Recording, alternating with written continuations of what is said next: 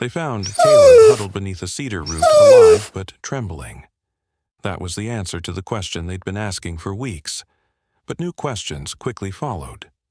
Why had he run? Why had he ended up near an illegal poaching camp? And why did Shadow, after leading them to safety, still circle the forest at night as if he knew something else was coming? Every mystery solved only unraveled another. In Pine Brook, the deeper you went, the darker the truth became.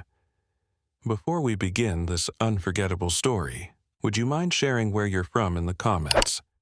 And if stories of love, loyalty, and second chances move you, please give this video a like and consider subscribing. The town of Pine Brook, nestled between the northern Oregon pines and the soft shadow of the Cascades, was a place where fog lingered until noon, and the forest always seemed to whisper secrets just out of reach. It was early October, and a thin drizzle painted the streets with a constant sheen of moisture. The sky was a muted gray, and the scent of damp cedar drifted in from the surrounding woods. This was the kind of town where time slowed down, and people wore weathered boots more often than dress shoes. Sam Whitmore pulled his forest green patrol truck off the gravel road that wound along the edge of Miller's Gorge, a shallow river valley thick with brush and hidden paths. Sam was in his mid-40s with a rugged build, hardened from years of firefighting before his knees gave out. His face, sun-leathered and solemn, was framed by streaks of gray that cut through his dark brown hair and beard. He moved with a kind of intentional slowness, like someone who had known chaos but preferred silence. Sam rarely smiled, but not because he was unfriendly.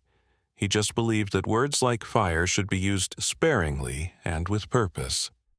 His past in the city, particularly a warehouse blaze that took his best friend's life, had turned him from a man who ran into burning buildings to one who now guarded the quiet, fragile world of the forest. Trotting just ahead of him was Shadow, a 6-year-old golden retriever with pale golden fur that glistened in the mist. Shadow moved like poetry, fluid, alert, quiet. Unlike most dogs of his breed, he was unusually solemn, a trait developed after years of search and rescue missions that required patience and sensitivity. His amber eyes were deeply expressive, and despite the lightness of his coat, there was something weighty in his gaze, like he understood more than a dog should. Shadow had once been trained to locate missing persons, but after a collapse during a storm rescue mission left him limping for months, he had been retired from official duty and now roamed as Sam's companion in both work and solitude. They were both a little broken, but they fit. It was meant to be a routine patrol, a check for any new signs of animal migration patterns before the coming frost. Sam noted some minor flooding signs in the lower brush as they walked, but nothing unusual. That was when Shadow stopped. Sam knew that look. The dog's body stiffened, ears perked, but he didn't bark. Instead, Shadow turned his head sharply toward the south and stared down the slope that led to the base of the gorge. A sound, faint and low, drifted on the moist wind. Sam barely registered it. At first, it was more like a hum than a cry, but Shadow began walking with intent, glancing back at Sam every few steps. The sound became clearer as they descended. It was no longer just a murmur, but a kind of sobbing, low, guttural, filled with pain. Sam's gut tightened. The noise didn't come from a person, it had a roughness and animal cadence to it. Shadow's pace quickened, though he remained silent. They moved through thick brush and ducked under drooping branches, slick with rain. Then, just beyond a fallen log, they saw it. A large dog, possibly a hound, its frame, wiry and powerful, lay on its side, trembling. Its front paw was caught in a rusted steel trap, blood seeping into the earth beneath it. Its coat, a reddish-brown, was matted with mud and leaves. The creature raised its head weakly as they approached, teeth bared not in threat, but in pure pain. Sam froze. Shadow didn't. He crept forward, slowly, ears lowered, and head bowed, and stopped just beside the trapped animal. Then, in a gesture that was both heartbreaking and surreal, Shadow lowered his head as if in prayer and let out a soft exhale. He didn't whimper, didn't bark. It was as if he was asking Sam quietly, insistently to help. Sam's eyes narrowed. The trap was old but vicious. Its iron jaws had torn deep into the hound's leg. Any sudden movement could cause more damage or provoke a panicked reaction. Sam crouched, keeping his voice low. "Easy now. We're gonna fix this."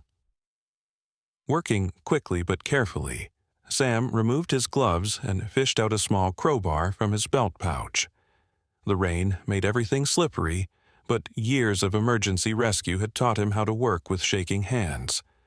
With one hand, he gently pressed down on the hound's side to keep it from jerking. The other he used to slowly wedge the bar between the trap's rusted teeth. With a final groan of strained metal, the trap creaked open. The dog howled a ragged wet sound, then collapsed into Sam's lap, panting hard. He checked the leg. Torn, yes, but the bone seemed intact. Infection was a risk, but the dog could walk if it rested. Sam pulled out a small roll of bandage, wrapped the paw, then hoisted the limp creature into a canvas sling he kept for injured animals. Shadow stood silently beside him the entire time, never once breaking eye contact with the hound. Sam scanned the forest around them. The placement of the trap wasn't random. It was too deep in the woods to be from any licensed hunter, and it didn't match any tagged wildlife snares. Someone had set this illegally. Someone nearby. Sam took a moment to mark the location on his GPS tracker, then took several photographs of the trap before tossing it into his pack. As they hiked back up the trail, the drizzle thickened to a steady rain, and thunder murmured in the far-off hills. Shadow occasionally glanced at the injured dog as if checking its breathing. The forest closed in around them, damp and watchful. Back at the ranger station, an old converted logging shack surrounded by moss-covered fences, Sam settled the hound in a spare kennel with clean blankets. He radioed a vet he knew in Fairhaven, the next town over, to arrange a pickup. Shadow sat by the kennel, refusing to move, as if guarding the creature from whatever dark force had snared it.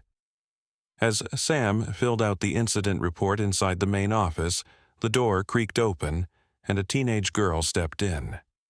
She wore a navy rain jacket with the hood up-soaked jeans and muddy hiking boots. Her eyes were a sharp, stormy blue, and her presence carried both determination and fatigue. Her name was Anna Monroe, 17, slight of frame with messy shoulder-length hair the color of wet oak. There was a quiet defiance in her posture, the kind found only in those who had been forced to grow up too soon. Anna had been coming by the ranger station every week for the past month. Her younger brother, Caleb, aged 10, had gone missing during a camping trip with their estranged father, who claimed the boy had wandered off. Authorities suspected he had simply run away, but Anna believed otherwise.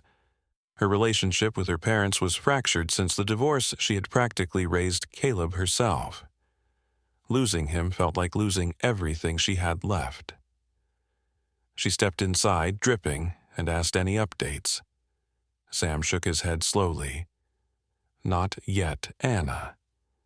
Her eyes drifted to Shadow, still lying beside the injured hound.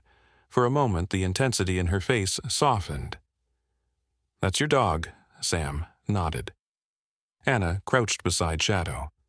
He didn't move, but his tail thumped once as her fingers grazed his fur. Her voice dropped. "He looks like he knows things." Sam glanced at her. "Sometimes I think he does." And with that, the storm outside thickened wind pressing against the old wooden walls, while inside the ranger station man, girl, and dog lingered together in a moment heavy with unspoken hope.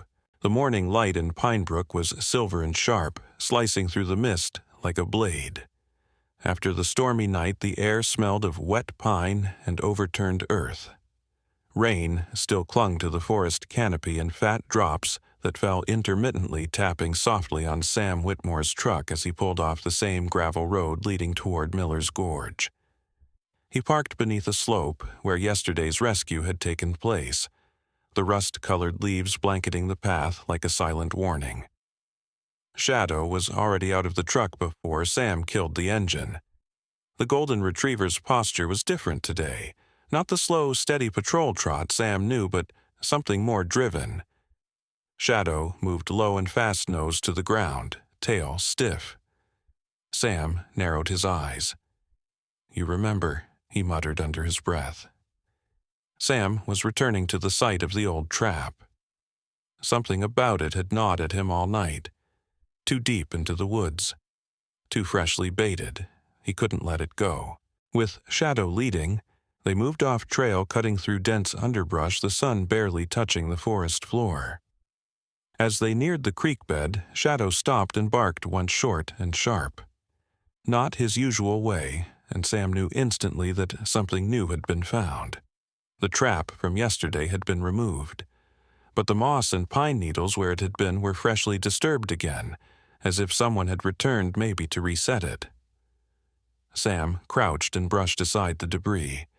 Nothing. No new trap. But nearby, barely concealed under a veil of branches, was another one, older, rusted, but still deadly. It was set in a funnel of rocks where animals would be forced to step. Sam exhaled slowly, pulled out his phone, and started documenting. They moved farther into the gorge, and by mid-morning, Sam had found 3 more traps, hidden in a triangular pattern, clearly set to corral. This wasn't an accident or some careless hunter. This was methodical, planned. Someone was poaching. Someone good. As Sam marked coordinates into his map, Shadow stiffened again and dashed uphill. Shadow Sam called, but the retriever was already gone, disappearing into a dense patch of rhododendron. Sam sighed, gathered his tools, and gave chase. Meanwhile, not far off, and hidden behind a clump of ferns, a figure had been watching. Anna Monroe, clad in a green field jacket 2 sizes too big, and with her hood pulled low, had followed them since dawn.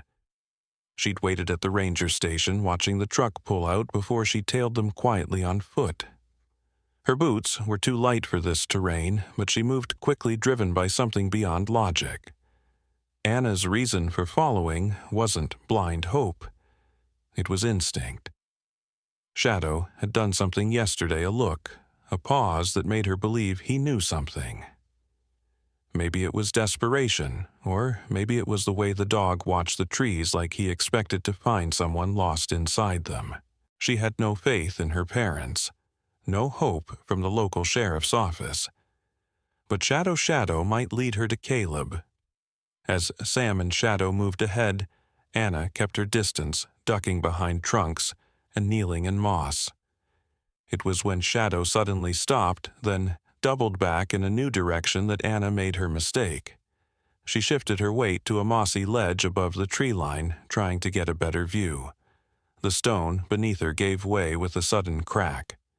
She fell. The slope wasn't far, but the angle was steep and slick. She tumbled through damp leaves, thudding into roots and rocks, before catching on a fallen log that knocked the wind from her chest. Her backpack tore. Her jacket caught a sharp branch and ripped. She gasped, pain flashing in her side. Then she heard it pause. Shadow was there within seconds, bursting through the brush with ears perked and eyes wide. He didn't bark. He stepped to her side, nudging her arm gently. She looked up, groaning. "Guess you saw me." Sam arrived half a minute later, panting, furious. "What the hell are you doing out here?" His voice was more fear than anger. Anna tried to sit, wincing.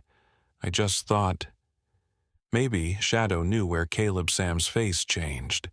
He crouched beside her, checked her limbs with brisk movements, years of emergency work making him efficient. "You hit your ribs hard. Can you stand?" Anna nodded stubbornly, wiping her face. Her lip was bleeding. "You can't do this again," Sam said, voice quieter. "It's not safe. These woods, they're not just trees and trails. They're full of things that don't want to be found."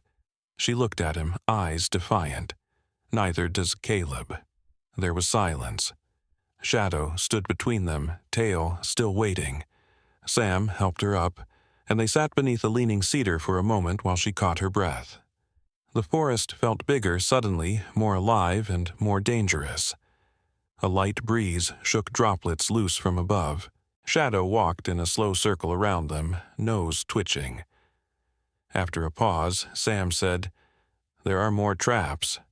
Someone's setting them too close to the protected zones. It's not random, you might have stepped into one." Anna's expression shifted from pain to concern. Poachers. Sam nodded. Experienced. They know how to hide tracks. Shadow returned just then, ears up, and dropped something at Sam's feet. A boot print on a fragment of a laminated hunting permit, torn and dirty. Sam picked it up, frowning. It was expired. The name was smudged, but the logo was from out of state. "Not locals," Sam muttered. "They're hiding in these woods." Anna looked at him. "If they're hiding, maybe Caleb saw them. Maybe they saw him." Sam didn't respond right away. He was thinking. Not just about the poachers, but about how Shadow had behaved lately. The retriever had been different for weeks, as if he sensed something drawn deeper into the woods, like he was following a silent signal. Was it just animal instinct or something else? By late afternoon, Sam and Anna returned to the station. Sam wrapped her side and handed her a spare flannel to change into. Shadow curled beneath her chair, resting his head on her boot. She didn't move away.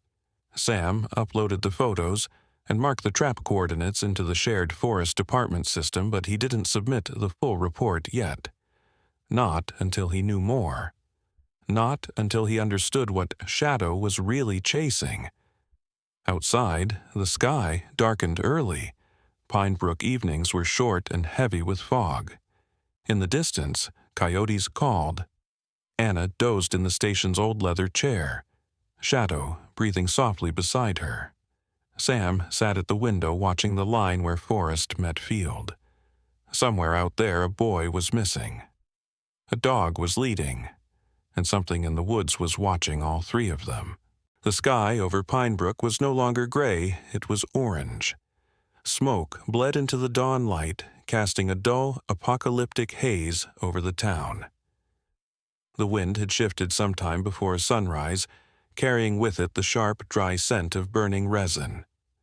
From the window of the ranger station, Sam Whitmore could see a faint shimmer on the western ridgeline heat waves rising like spirits above the trees. The fire had started sometime in the night, maybe from a lightning strike, maybe something worse. Whatever the cause, by morning it had jumped containment lines and moved fast through a stretch of old-growth timber west of the gorge. It was heading straight toward the outer edge of Pine Brook's wildlife reserve. Sam moved like a machine, slipping into his fire-resistant gear with muscle memory from his previous life. The heavy tan jacket hung off his frame like armor, while his gloved hands fastened straps and buckles with practiced efficiency. His radio squawked dispatch confirming a mandatory evacuation of the southern ridge and asking all available personnel to assist. He turned to Shadow, but Shadow wasn't there. Sam called once, twice, then stepped outside. No soft thump of paws, no golden blur sprinting across the field. Just the wind pushing smoke through the valley and the far-off sound of sirens. Shadow, who never left Sam's side, was gone. Panic flickered under Sam's ribs, quick and sharp. He scanned the tree line, called again, even checked the old kennel where the injured hound had rested. Empty. No prints, no fur, nothing. He wouldn't just leave, Sam muttered more to himself than anyone else, but in the back of his mind he knew Shadow had been acting differently. He had been following something. And now, with fire bearing down, he was gone. Sam climbed into the patrol truck, punched the accelerator, and veered toward the western perimeter, heading straight into the smoke. At the same hour, Anna Monroe stood at the edge of a burning trail, the lower hem of her jeans singed from running too close to a smoldering branch. Her face was smudged with ash, her eyes stinging, but she refused to cry. She'd seen the fire from her attic window and ran no plan, just her gut. Something in her heart screamed that Caleb was out there, not in some town far away, not in a foster home. Here in this forest, the heat was unbearable.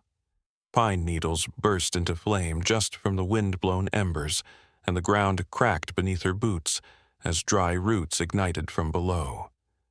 She coughed, hunched low to avoid the smoke, and kept pushing toward the ravine where she and Caleb had once played when their family was whole. Then the forest shifted. A sound, a presence, almost like breathing. And through the wall of smoke came Shadow. He was streaked with soot, his fur darkened and sticky from ash, but his eyes were clear-focused. He didn't bark, didn't hesitate. He trotted to Anna, nudged her leg, then turned and sprinted into the fire-shadowed trees. Anna blinked. You want me to follow you?" Shadow paused, looked back once, then kept moving. She followed. The trail Shadow took wasn't on any map. It was a thin corridor of stone and creek bed that ran parallel to the ridge, one only accessible if you knew precisely where to jump from a boulder down into the folds of pine. Sam had shown it to Shadow during a summer of high heat when they needed secret ways to escape heat pockets. No one else had ever known. The dog moved with certainty, leaping over burning branches, weaving around falling ash. Anna stumbled after him, barely able to see, and then, just as her legs threatened to give out, Shadow stopped. In a hollow beneath a slab of rock tucked under the roots of a split cedar was a boy. Caleb. He was thinner than Anna remembered. His face was streaked with dirt, and his hoodie was torn, but he was breathing. His wide brown eyes locked onto Anna as she fell to her knees beside him. Anna. His voice cracked like old wood. She wrapped her arms around him, tears and smoke clouding her voice. "You idiot, what were you thinking?" He tried to laugh, but coughed instead. Shadow stood guard beside them, his chest rising and falling with labored breath. His gaze swept the woods behind them, alert, unshaken. He led them out again, retracing their steps, as the fire moved across the ridge behind them like a living wall. Sam arrived at the western fire line just as the second wave of volunteers was ordered to withdraw. Trees were coming down. The flames had breached the last natural fire break. A crew captain named Derek Lewis, tall, broad-shouldered in his late 30s, with a deep crease permanently etched between his brows, approached Sam at the edge of the line. Derek had a reputation for being fearless but methodical. He used to be Sam's trainee back when they fought fires side by side. Whitmore Derek said, squinting through the heat. "What the hell are you doing here?" "We're pulling everyone back." "My dog's in there," Sam replied. "And maybe a kid too?" Derek didn't ask more questions. He just handed Sam a thermal blanket, 2 oxygen masks, and pointed toward a side trail. "Cut north. You'll have 10 minutes, maybe 12. After that, it's an oven." Sam ran. Minutes passed like hours. The fire was everywhere now, falling branches, leaping flames, choking smoke. Then a flash of movement ahead. Shadow. And behind him, 2 figures. Sam's lungs nearly collapsed in relief. Anna was dragging her brother across a creek bed, soaked to the waist, eyes wide with soot and exhaustion. Shadow herded them like a sheepdog, pushing them with his presence toward the path Sam was now barreling down. They met in the clearing just before the fire line collapsed behind them. Sam grabbed Caleb, pulled Anna in, threw the blanket over them all, and ducked behind a wall of stone. The fire passed like thunder. And then, quiet. Later, after helicopters doused the last flare-up and the smoke thinned to a haze, the 4 of them stood at the edge of the blackened woods. Shadow sat quietly, his body trembling, but his head high. Derek whistled low. That dog just led 2 kids out of a wildfire. Sam didn't reply. He just reached down and rested a hand on Shadow's back. The retriever leaned into him. Anna, still holding Caleb's hand, looked up. He didn't bark. Not once, he just knew. The scorched earth of Pine Brook's western forest still hissed in the early morning mist, its embers buried deep in blackened roots, but the fire had finally passed. The sky returned to blue, almost too calm for what had happened. Birds were slowly returning their hesitant songs, cutting through the silence like apologies. Amid the ash and ruin, life stirred again, but not all of it innocent. Sam Whitmore hadn't slept much since the fire. His body ached from smoke, his throat still raw, but something more gnawed at him, the unfinished story behind the traps. Shadow, equally restless, paced near the ranger cabin sniffing the wind. The retriever had been distant since the fire, as if something more urgent still called him into the trees. On the third day, after the blaze, just before dawn, Shadow slipped away again. But this time, Sam was ready. He followed barefoot across dew-covered moss boots, tied to his belt rifle, slung across his back, his breath misting as he moved. Shadow didn't bark or pause. He just glanced back once with eyes like smoldering amber, then pushed deeper into the woods that hadn't burned.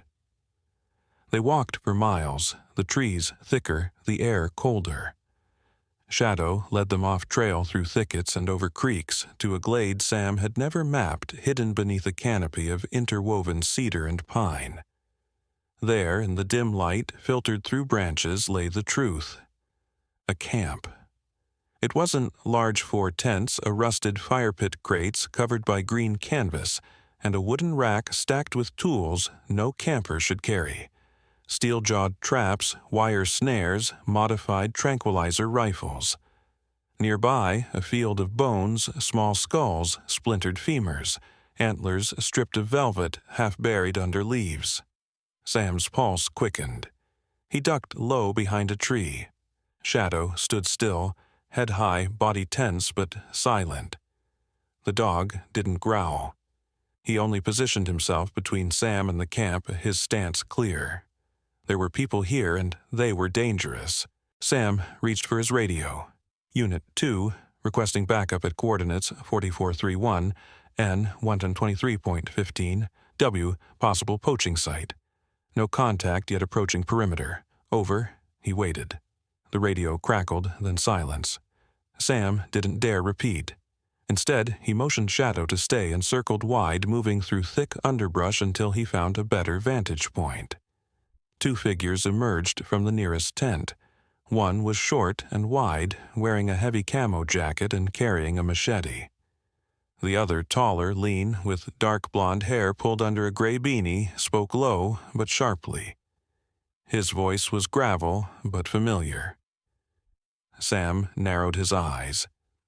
It couldn't be. Anna Monroe was in the town library when the call came. She had been trying to research old land records, hoping to find forgotten trails or abandoned shelters where someone might hide. Caleb sat beside her now, showered and fed, but still subdued. He hadn't said much since the fire. He just stayed close, quiet, observant, watching the door, like something might still follow him in. When the sheriff's office voicemail blinked on her phone, she stepped outside to listen. Static. Then Sam's voice clipped and serious. Words like backup coordinates and poaching site. She froze. Those coordinates were familiar. They matched a site she had once visited as a child on a hunting trip before the divorce, before her mother had taken her and Caleb back into town and away from the woods. The place had belonged to someone she tried not to think about. Martin Keller, her stepfather. He had been charming when her mother met him, tall, fit, with a trimmed beard and a sharp laugh. He had an outdoorsman's ease, calloused hands, stories about Alaska, a Land Rover with deer antlers strapped to the roof. But behind closed doors, Martin was controlling, calculating. His patience was selective, his anger fast and cold. He'd taught Caleb how to skin a rabbit at 7, and when her mother finally filed for divorce, Martin had disappeared into the forest. Anna never saw him again. Until now. Anna didn't tell anyone. She just looked at Caleb, who was pretending to read, and said, "Stay here. I need to check something." She didn't know what she would do if she saw him, or if she would be able to speak. Back at the camp, Sam's mind raced. He crouched behind a stump, eyes locked on the taller man now, inspecting traps, barking orders to the shorter one. Then a third figure emerged, an older man built broad across the shoulders, wearing a red flannel over a thermal vest. His face was weathered a scar under his left eye, but what struck Sam most was his posture, confident, defiant, and entirely unafraid. Martin Keller. Sam didn't know him, but the name hit him like a rock. Anna had mentioned him in passing years ago during a summer youth hike he'd led, a stepfather who'd vanished. Now, here he was, deep in protected land, operating an illegal hunting operation. Sam lowered his radio and whispered, "Shadow, go." The dog vanished into the trees like a ghost. Minutes later, as Sam moved to circle closer, he heard footsteps, too light for the men. Anna. She was there, standing at the edge of the clearing, half hidden, her face pale. Martin didn't see her yet, but the smaller man did. He turned. Hey, Sam rose, rifle lifted, but not aimed. Back away from her, chaos unfolded in seconds. Martin spun around, eyes narrowing at the sound of Sam's voice. He reached for something inside his vest. Sam yelled, "Don't!"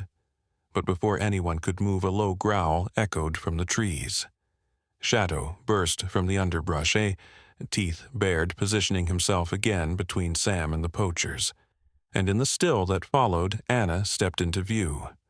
Her voice trembled but clear. "Martin, I know what you've done. I'm not a kid anymore. I'm not afraid of you." Martin froze, stunned for just a second, enough for Sam to call again for backup, this time with his voice loud and commanding. Shadow didn't flinch. He stayed locked on Martin, his fur bristling. And slowly, Martin raised his hands. The courtroom in Lane County wasn't grand. No marble pillars or sweeping staircases, just rows of worn benches and a judge with reading glasses too low on his nose. But for Anna Monroe, the plain wooden chair she sat in felt heavier than any she'd known. To her left, Sam Whitmore sat with his hands folded on his lap, his face calm but watchful. At her feet, Shadow lay still, eyes half closed, but ears twitching with every creak in the room. Martin Keller sat across the aisle, flanked by 2 sheriff's deputies. His beard was longer now, flecked with gray, and his shoulders had lost that ever-present defiance. He didn't meet Anna's gaze. The evidence was solid. Photos of the poaching camp GPS logs from Sam, remnants of traps marked with Martin's old hunting permit, and a video captured by a motion-triggered camera showing Martin and 2 accomplices unloading crates from an unmarked pickup. But it wasn't just evidence that brought justice. It was testimony. Anna's voice, trembling but unbroken, carried the weight of a fractured childhood and a long-withheld truth. When the verdict came, there were no gasps, just silence. Martin was found guilty on multiple counts: illegal trapping, possession of protected wildlife parts, and endangering minors through negligence. He would serve time. Not long enough, Anna thought, but long enough to end the shadow he'd cast. Outside the courthouse, reporters gathered. But it wasn't Anna or even Sam they swarmed toward. It was Shadow. Cameras snapped as the golden retriever stood beside the courthouse steps, head-high, posture calm. A local journalist, a woman in her early 30s with auburn hair and a bright orange scarf, knelt beside him. Her name was Tess Waverly, a columnist known for her feature stories on small-town heroes. "Is it true?" Tess asked with a half-smile, "that this dog led a girl and her brother through a wildfire?" Sam, standing behind Shadow, only nodded. "It's true. He didn't bark once, just led the way." Tess jotted something in a leather-bound notepad. "What's his story?" Sam looked down at Shadow, then up again. "He was meant to rescue people. but now he protects them. In the following days, Pine Brook swelled with quiet pride. Shadow became more than a dog, he became a symbol. The local ranger station received a framed certificate from the State Wildlife Board naming Shadow an honorary guardian of Oregon forests. Children left flowers near the front steps. A woodworker from town carved a sculpture of Shadow in pine wood and placed it near the trailhead where the fire had once burned. Yet, amid the growing fame, nothing changed in Shadow's behavior. He still patrolled the woods with Sam, still nudged Caleb gently in the knee when the boy got too close to the riverbank, still sat beside Anna when she cried some nights the weight of everything too much to speak aloud. Anna began living with Sam a few weeks after the trial ended. The decision came quietly. One morning, she'd fallen asleep on the old leather couch in Sam's cabin, and when she woke up there was already a second toothbrush in the bathroom and a stack of clean flannel shirts folded on a chair. Sam never said you can stay, but he didn't need to, and she never asked how long because the answer was already clear. Sam hadn't raised kids before. He lived simply books stacked in uneven piles, tools hanging from nails, in the wall meals made from what could be caught gathered or reheated. But he found himself cooking more, listening more. He didn't speak often, but when he did, Anna knew to lean in. She learned to read the silences. Caleb, still healing, spent afternoons sketching trees and animals in a notebook he refused to show anyone. Sam built him a wooden perch for the back of the cabin where he could sit and draw, while Shadow lay beside him. The boy rarely spoke about the fire or the time spent hidden in the forest, but each time Shadow walked past, Caleb's hand would reach down and brush his fur almost without thinking. One evening, with golden light pouring across the porch, Sam sat on the steps with a mug of coffee. Anna joined him, her knees tucked under her hoodie. "I don't know if I hate him anymore," she said. "Martin." Sam didn't look at her. He stared into the trees, his voice quiet. "That's okay. Hate isn't what keeps us safe, but it can keep us stuck." She nodded. "I think I just wanted him to see me. To know he didn't win." Shadow, stretched out in the grass nearby, lifted his head as if agreeing. Later that night, Pine Brook held a community gathering in the town square. Not a formal event, just neighbors and families around bonfires with cider and acoustic guitar. Sheriff Denton, a tall man with thinning hair and a deeply kind face, raised a toast not to the firefighters or the department, but to the silent one who knew the way. Shadow sat beside Sam, tail wagging gently as the crowd clapped. Children approached, and the dog let them touch his fur. Sniff their hands, press their heads gently to his. A woman named Martha, in her 60s, silver-haired, and wearing a patchwork vest she'd sewn herself, stood with a plate of cookies. "That dog," she said, "has eyes like he's seen war." Sam smiled. "He has. Just not the kind we fight with guns." When the music played, Anna danced for the first time in years. Caleb tapped his foot, and Sam even let a rare laugh escape as he watched from the bench, Shadow leaning against his leg. They weren't whole, not yet, but they were no longer broken. They were something new. A family. Sometimes miracles don't come with lightning or loud voices from the sky. Sometimes they arrive quietly on four legs through smoke and silence with eyes that see more than we do. Shadow didn't speak, but he showed us what it means to be brave, without needing praise to love, without asking anything in return, and to protect even when no one is watching. In a world full of noise, his story reminds us that God often works through the most unexpected messengers, creatures that cannot speak, but somehow speak straight to the soul. It is no accident that Shadow was there at every turning point. Some might call it instinct, but maybe, just maybe, it was something higher, something holy. So if you've ever doubted whether quiet acts of love matter, remember this: God's light shines brightest through simple faithfulness. And sometimes he sends a dog to lead the way. If this story touched your heart, we invite you to comment Amen below and say a prayer for all those still lost, whether in the woods or within themselves. Share this story with someone who needs a reminder that redemption is real. Subscribe to our channel for more true stories of love, courage, and quiet miracles. And may God bless you, keep you, and guide your steps just as He guided Shadow.